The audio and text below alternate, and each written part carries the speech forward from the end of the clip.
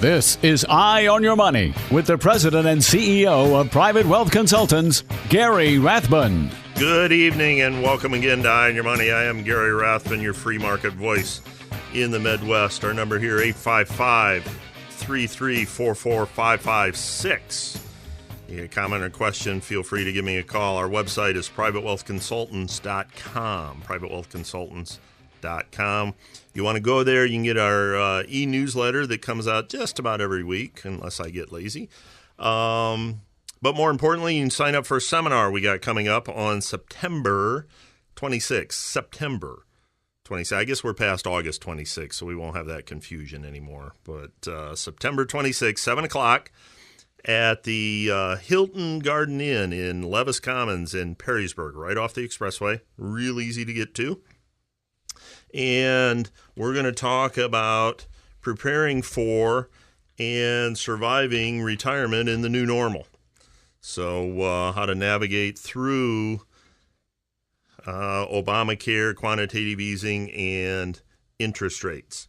So you'll want to go there and sign up for that, or you can call the office and sign up, 877-473-9792. And we've made a deal with the Hilton Garden Inn.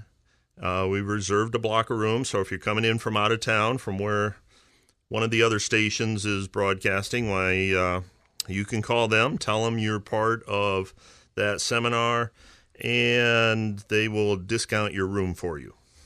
So they're very good about that, and we've reserved a block of rooms. By the way, the Hilton Garden Inn at Levis Commons in Perrysburg, I believe, was rated the #1 Hilton in the United States. So they're terrific people over there. Take good care of you. It's a good place to stay. Okay, so we got the seminar coming up on September 26th, 7 o'clock. It's free. It's free, but you do need a reservation. So you have to get your name on a chair or we won't let you in. So coming up after the first break, around 6, Shannon, 18, 17, 19, somewhere in there, about 6:19. 6:19.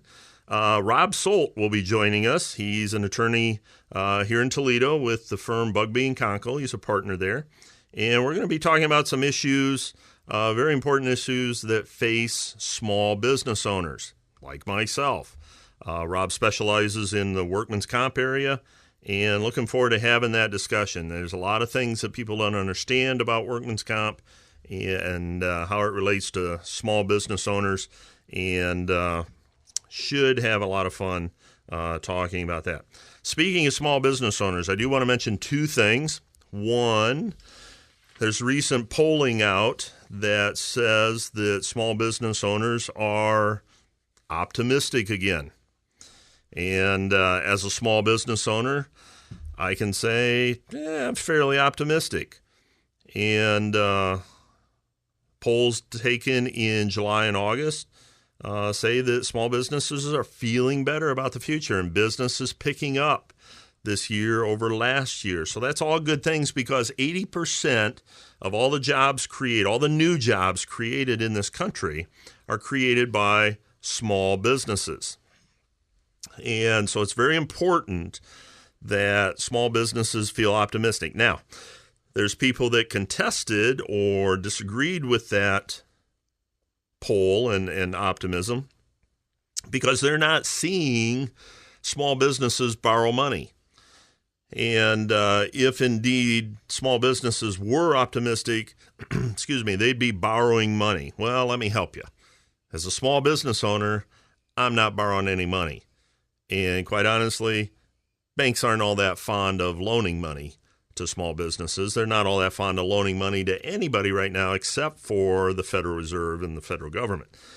So I think that the professor or economist, whoever he was, said that the numbers are skewed or flawed or don't really need to be interpreted as optimistic because they're not borrowing money. is wrong. Businesses have gotten leaner and meaner over the last few years. They've learned to deal without banks. They've pared down their expenses, mainly employees. Employees are the number one expense of any business, virtually. And I don't think borrowing money is any type of indicator of optimism in a business or growth in a business, quite honestly. So this was encouraging to me. Now, we'll see in the weeks and months ahead if it holds to be true or if it's an anomaly. But it's an important indicator, because small business, if we're going to get out of the slow growth economic problems we're having, it's going to be small businesses, and they're going to be the driving force. The other story on small business today, kind of a small business day, the other story on small businesses today was fast food people going on strike. Apparently, all across the U.S., about 50 cities. This is being encouraged and financed by the SEIU, Service Employees International Union, which is understandable. Unions are in need of more members and all the members they can get, so I could see this. But the president, Mary Kay Henry, said what workers are trying to do is hold corporations accountable. Well, there's a couple flaws there. One, they're going after Burger King, McDonald's, Wendy's, that kind of stuff, and yet they're striking against and hurting individual franchise owners. It's not going to affect McDonald's at all. It's not going to affect Wendy's. It's not going to affect Burger King, Yum, the company that owns Taco Bell and Kentucky Fried Chicken, Subway, that kind of stuff. It's not going to affect them. And quite honestly, the fact that these workers are going on strike and demanding $15 an hour, almost double the minimum wage, to me indicates that their skill set deserves to be at a fast food place, because they don't understand economics. They're not going to get $15. They're not going to be able to provide $15 worth of value in an hour at a fast food place. These are entry-level jobs. You learn how to work. You learn how to be on time. You learn how to be an employee and add value. It's not meant to support a family of four. And they're just hurting themselves. I mean, the story in Bloomberg talked about a guy saying, I can't live on this wage. I can't pay for food and bills and everything, so I'm not going into work today. That makes sense. Can't afford to get my bills paid with the wages I get, so I'm going to cut my hours and get less money, and I'm sure that will pay off in the long run for this guy. But anyway, it's fascinating to see the mentality and the economic and fiscal prowess of these people, and it's just not going to happen. It's just not going to. They're hurting the franchise owners. They are doing nothing to McDonald's and Wendy's or anything like that. And I don't think they should. I think wages should be determined between the employer and the employee, not the franchise public company. So we're going to go to break a little early. Coming up right after the break, Rob Solt, partner and attorney with Bugbee & Conco. We're going to talk about some of the issues around workman's comp and these small business owners. I'm Gary Rathman. This is Eye on Your Money. We'll be back in just a minute.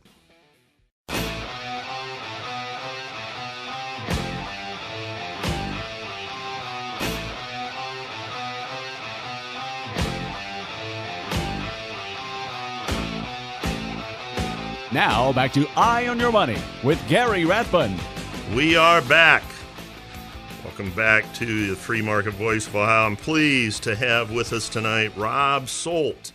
Rob went to Miami of Ohio, got a Bachelor of Arts degree, number one party college in Ohio. Was it back then? Or? I think things have changed, Gary. Oh, okay. I didn't know whether you caused that personally or just participated in it. Well, I'm not going to incriminate myself. Okay. Yeah, no attorney would. Right. So, Bachelor of Arts degree from Miami of Ohio, and went to Toledo College of Law and received his Juris Doctor degree in 1984. Been practicing ever since. Been with the firm Bugbee & Conkle and became a partner of Bugbee & Conkle in 1989, and really specializes in workman's comp for small business owners. That's correct. So, we've talked a lot about this, and I think small business owners are the backbone, like I just said, of this economy and the growth of jobs and bringing the GDP up and profits and that kind of stuff. But workman's comp is one of those things that, as a small business owner, and I'm a small business owner, I don't spend much time understanding this and all the ramifications of it. And it's one of those things that I'm kind of afraid if I don't understand it, I'll be forced to understand it a lot if I have a claim with one of my employees. And so tell us a little bit, just give me a generic picture right now of workman's comp in Ohio, and then we'll start looking into the nuances a little bit. Sure. Workers' comp in Ohio is something that everybody has that's an employer in Ohio. Is that required? I mean, every employer? Every employer is required to have it unless you're self-employed, and then you can choose as an individual not to have coverage. But anyone that is in your employ, you are required to have coverage for. And we have a system where we pay into a state fund, and that money is invested, and you pay based on the number of employees you have and the type of work that you do. Now, the most valuable asset any business has is its employees. Right. So it's critical that you take care of your employees. And generally, when someone gets hurt, claims are taken care of, they're processed efficiently, and everything's good. But sometimes claims aren't good, and sometimes they can cost you a tremendous amount of money. In Ohio, your rates fluctuate every year, and we have a group rating system, which a lot of employers are in, small businesses especially. And one claim in some situations can get you knocked out of a group and cause your premiums to go up 2- and 3-fold in a year. Now, when you say employee getting hurt, you're talking about getting hurt in on the job or in my employee. I mean, in employment. It's not getting hurt on the trampoline in its backyard, right? That's correct. A compensable claim in Ohio must occur in the course of and arise out of your employment. So they need to be working for you.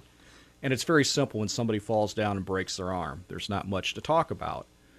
However, if you take the average workforce, a lot of us have back problems. Mm-hmm. And the question is your back problem because of your job? Or is it because you've gotten older, we're all weigh a little more than we used to, those type of things. Or fell off the trampoline in your back. Or fell off the trampoline. That's right. That's where you kind of limp into the office and then start moaning? Is that part of the... We have a lot of injuries that are reported at 8:05 when they start at 8, and that usually raises a little bit of suspicion. Now, your practice, you mainly advise, counsel, and represent employers. That's all we do, strictly Okay. employers. So you don't represent the employee on their claim. You work with the employer to protect the company, and I mean, would it be fair to define you represent the employer when it comes to a claim if a claim is contested? Absolutely. We strictly do employer work, and we do workers' compensation, OSHA, civil rights claims on the employer side. And generally in these areas, you either represent the worker or the employer. Mm-hmm. And there are firms in town that do one or the other. Now, when an employer contests a claim, is it the employer that does the contest? Or, I mean, is there a time when I'm an employer, I have a claim, and or one of my employees has a claim, and I'm drawn into a contest unwillingly? Is that something I have to initiate? You can initiate it, but sometimes you can be drawn in. If a claim is filed, the Bureau of Workers' Compensation in Ohio will look at the claim, and they either can accept it or reject it. You as an employer can also either accept it or reject it. And then anybody can appeal that decision. Then it'll go into a hearing process. Okay, and then once it goes into that process, then you help me, the employer, navigate through that and represent me in there? Yeah, that's true, but I would suggest to you that where I can help you probably more is before it gets into that process, because you have a situation, and what we do for a lot of our smaller employers, they'll call up and say, Fred was at work, he came in, says he fell down, he has these prior problems, what do I do? And we can tell you to a large extent what may happen and what you should do, whether you should investigate the claim, contest the claim, or certify the claim. Well, and possibly give me good advice to not make the claim any worse. Yes. I mean, if I yell at Fred or kick him in the shin or something on the way out the door, why? Probably not a good idea. Yeah, it could make it worse. So, well, that brings us to the question of, what would I do as an employer if someone came in and said, my back hurts, I can't come to work anymore, my back hurts? Well, the first thing you would do is you would need to look and see who that employee is, what their history is with you. And then what you're going to do in real estate, what do we say? What's a realtor tell you? The most important thing: location, location, location. Yeah. In workers' compensation, it's investigation, investigation, investigation. And how do you do that? Well, you need to get medical records about prior problems the person may have. If they allege a specific thing happened at work, you need to go talk to the person that was working next to them.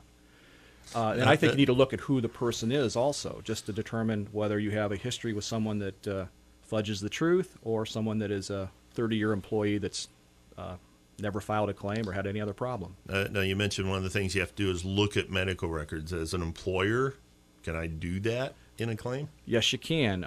You have to obtain a medical release, and we have to comply with HIPAA and all the other things that are out there. But yes, you can get the records, and frankly, that's what we do in most all claims. We will get the records, we will look at them, and then oftentimes what we'll do is schedule an independent medical evaluation based on those records to have a physician look at the situation and determine whether they believe whatever the medical condition is was caused by the activity the employee is alleging caused it. Okay, so in determining all of this, are you determining the validity of the claim or just the severity of the claim? I mean, everybody's back hurts, I mean, on any given day, but, it doesn't affect how we work necessarily. Well, initially you're determining the compensability of the claim or the validity of the claim. Okay. But then you may deal with severity. Is the person still disabled because of that back condition, or is it something else? Do they have any permanent disability as a result of that? Do they need to have additional medical treatment or additional chiropractic treatment? Oftentimes there can be a large issue as to how much treatment is appropriate. Okay. So you really, once again, you're almost taking a 10,000-foot view and bringing it right down to 1 foot view over the course of this claim. Exactly. So exactly. you look at their whole history and their character and that kind of. I mean, if they've got and a the history. law, Ohio workers' compensation law is the most litigated area in law in Ohio. Really? Bar none. We have more reported cases every week than any other area. And so the law constantly changes, and there's lots of exceptions. So you need someone that is familiar with it because, it's like the weather in Ohio. Wait a little bit, it'll change. Yeah, that's the old joke. If you don't like it, wait 10 minutes. Yeah. So we're speaking with Rob Solt, partner and attorney with Bugbee & Conkle here in Toledo, and we're spending some time talking about workman's comp claims for small business. I'm a professional. My name's Gary Rathbun. This is Eye on Your Money. We will be right back.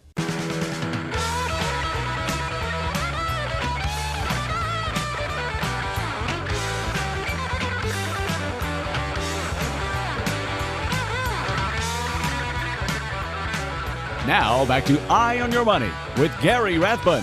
We are back.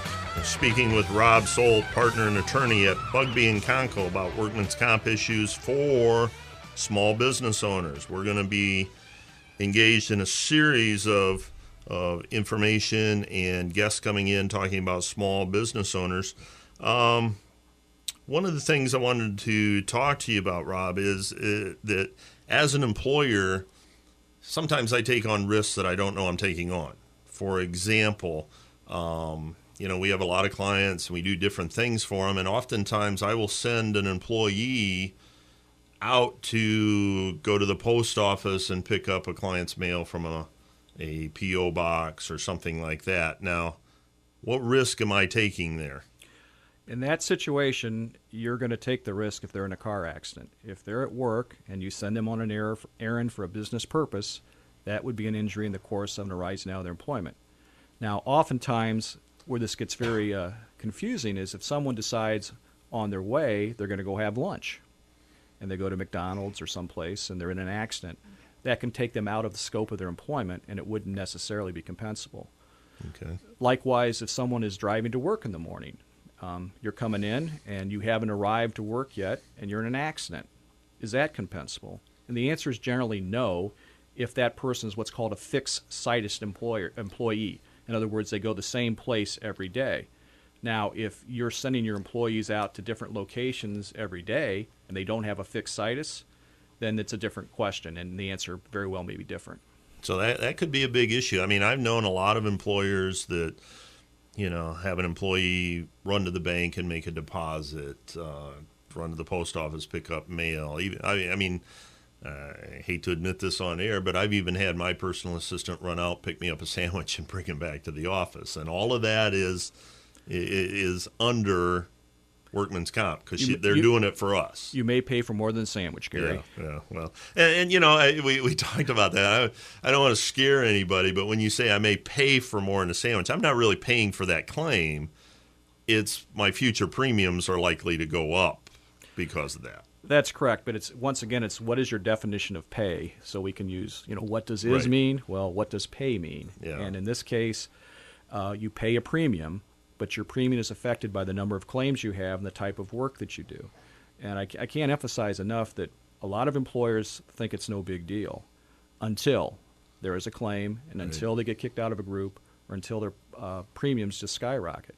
And I've seen personally several small businesses that have left the state and have not been able to continue. And oftentimes there'll be small carpet businesses, smaller employers with 5 to 10 employees, but they're just not equipped to handle that type of increase, and it can be just substantial, very substantial. I think that's critical that small business owners, and a small business owner can be one employee, it can be 100 employees, and the smaller business owners I've found, they're so focused on trying to be profitable, they don't always do all the things they need to do to be in compliance with some of these issues.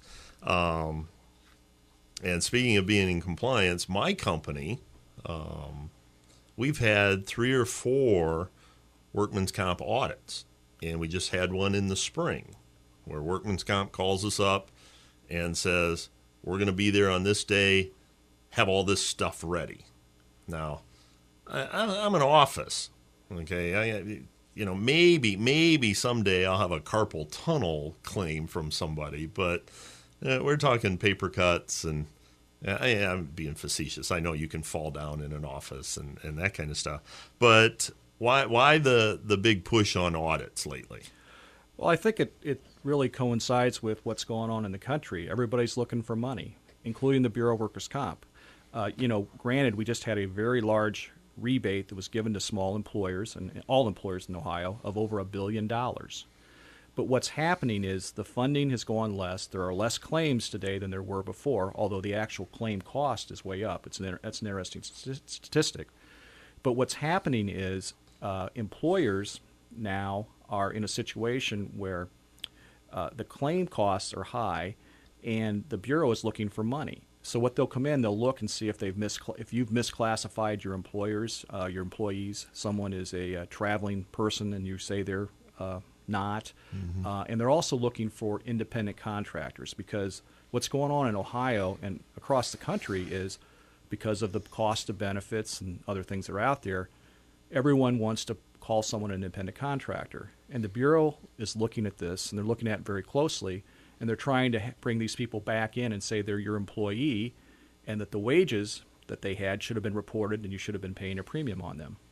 And that's a very contentious issue right now, and the Bureau has been very aggressive about pursuing those issues. Yeah, I can see, there's a lot of reason. I mean, I'm thinking of 3 or 4 points during your talk, but, there's a lot of reasons employers want to not have employees. With the Affordable Care Act coming into full stride, the Obamacare thing coming into full stride, the less employees you have, the better. And in recent history, I've known several companies that have leased employees from employment agencies. Now, where does that fall for the employer? Does that get me off the hook on anything? It should. That's a very common practice now where you will have an agency or a company bring leased employees in.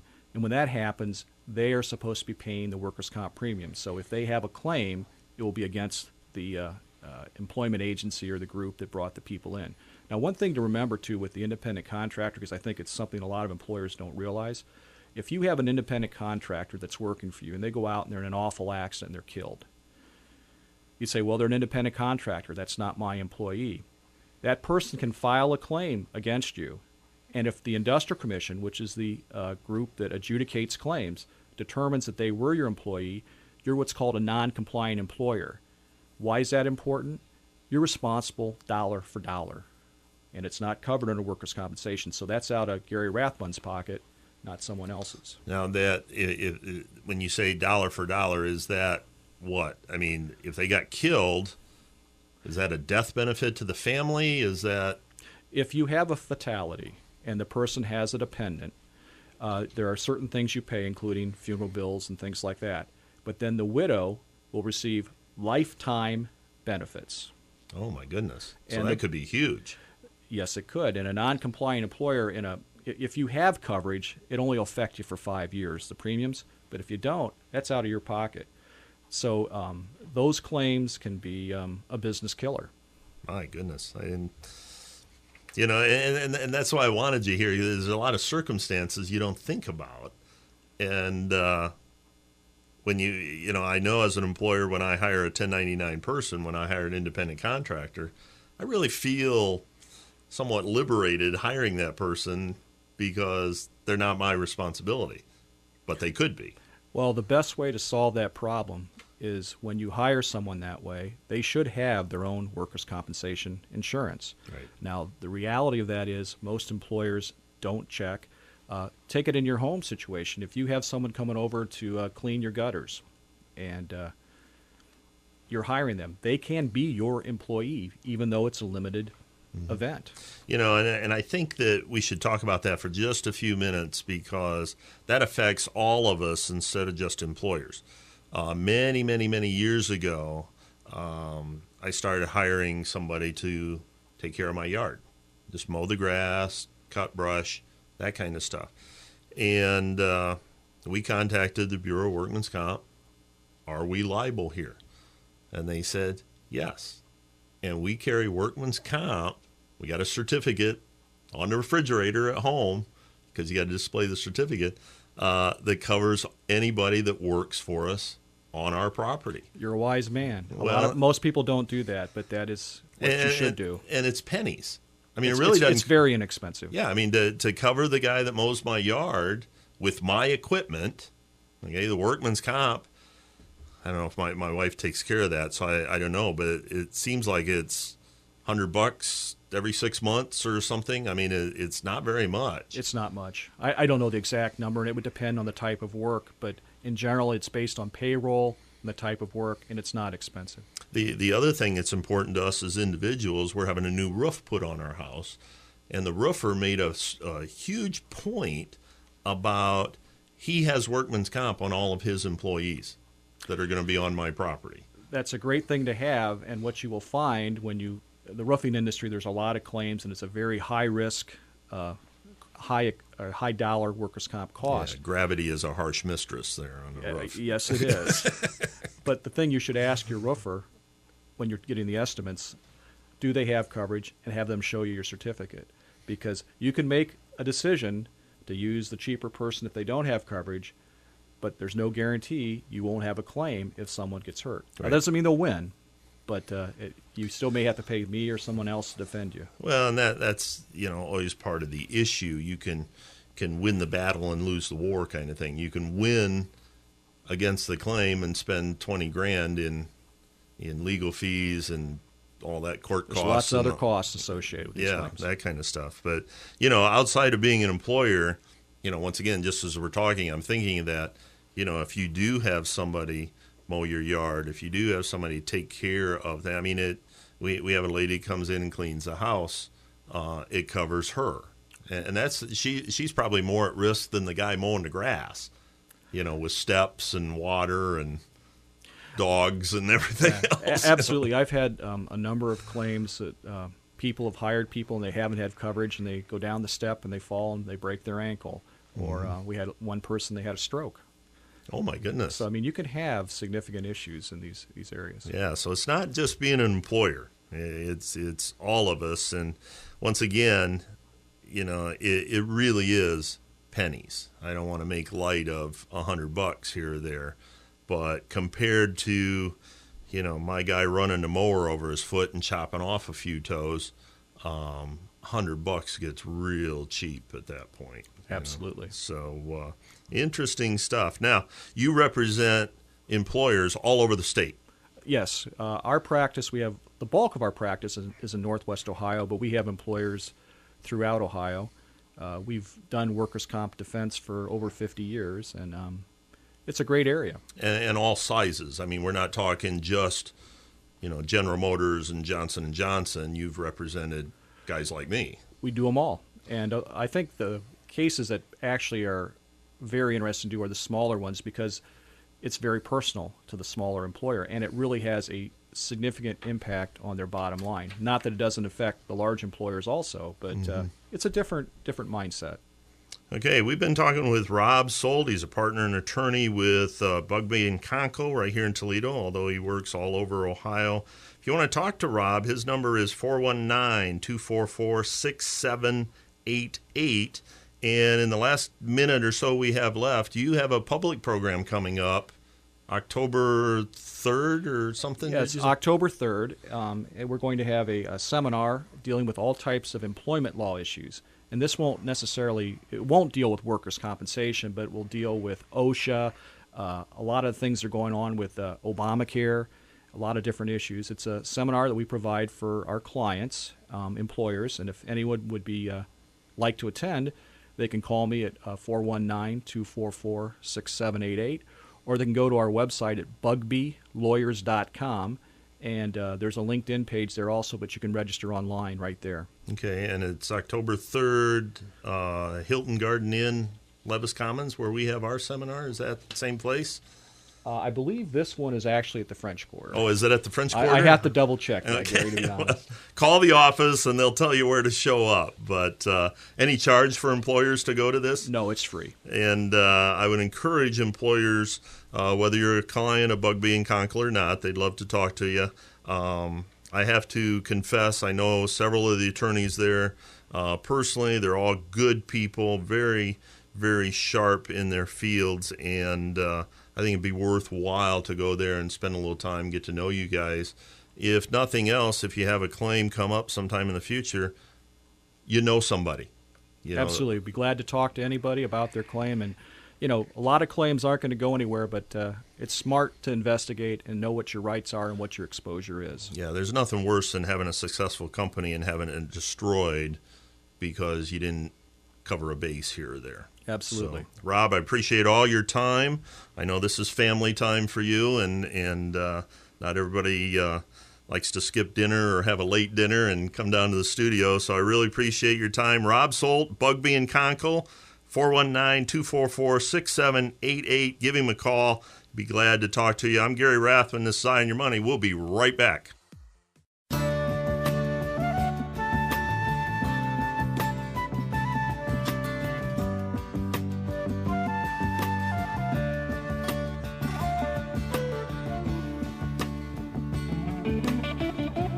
Now, back to Eye on Your Money with Gary Rathbun. We are back. Final segment of the show. Spent quite a bit of time talking to Rob Solt about workman's comp. And, we really didn't plan on talking about the individual workman's comp. That kind of jogged my memory as we was talking, but as a wealth manager, I advise my clients that you really should look into that. If you have somebody mowing your yard, cleaning your gutters, cleaning your house, cleaning your pool, any type of regular domestic workers around there taking care of things in your yard, look into that. It's very inexpensive. Most of you know I keep bees, and the guy that mows my yard is slightly allergic to bees. And if he ever ran my mower into one of those hives, he would have a really bad day, and then I would probably have a really bad day. But workman's comp is very useful in those situations. And like I said, I forget what we spend. Probably my wife emailed me and tells me it's $100 every 6 months or something like that. But whatever it is, it's worth it. So check into that and check out Rob's firm. They're a good firm. I've been involved with them for years and years and years, and good people. You won't be disappointed. A couple of reminders. We got seminar coming up September 26th. September 26th at the Hilton Garden Inn in Levis Commons, 7 o'clock in the evening. Got to have a reservation. It's free. You can go on our website, privatewealthconsultants.com, and sign up. Or you can call the office, 877-473-9792, and talk to Katie or Brittany or anybody, and they'll take your reservation for you. Something unique with that seminar, you might want to take a note. We are going to broadcast Eye on Your Money from 6 o'clock to 7 o'clock before the seminar from that location. So if you'd like to sit in the audience and see the magic, why, you'll be able to feel free to come out and watch us do the show right there on the stage. I will warn you, it's not nearly as exciting and romantic as what it sounds. But we're going to broadcast from there. And in October, we haven't set the date yet. It'll be around the 23rd or 24th, somewhere in there. Betsy McCoy is coming into town. So Betsy McCoy will come in. We'll give you more information on that later. Once again, it'll be free, but you will absolutely positively need a reservation to see Betsy McCoy in person. Just very, very sharp lady on Obamacare, and she'll raise your blood pressure, but she'll also tell you how to navigate through that and protect yourself. Next week, Tuesday night, we have Matt Aston, local entrepreneur, just got named to the Inc. 5000. Is going to come in and tell us his story. And Wednesday night, we got a gentleman by the name of John Cochran. He wrote an article in the Wall Street Journal that I quoted last night. He's from the Chicago Business Institute, part of the Cato Institute, and the Hoover Institute. Guy's all over the place. But he'll be here next Wednesday night on Federal Reserve Wednesday, and should be a fun time talking to him. Want you all to enjoy the long weekend. Have fun, be safe, get workman's comp on your domestic help, and we'll see you next week. Have a good evening. The views expressed on this program do not necessarily represent the views of this station. You should consult a financial advisor or conduct your own due diligence and base all financial decisions on your specific situation. Private Wealth Consultants is an SEC registered investment advisor.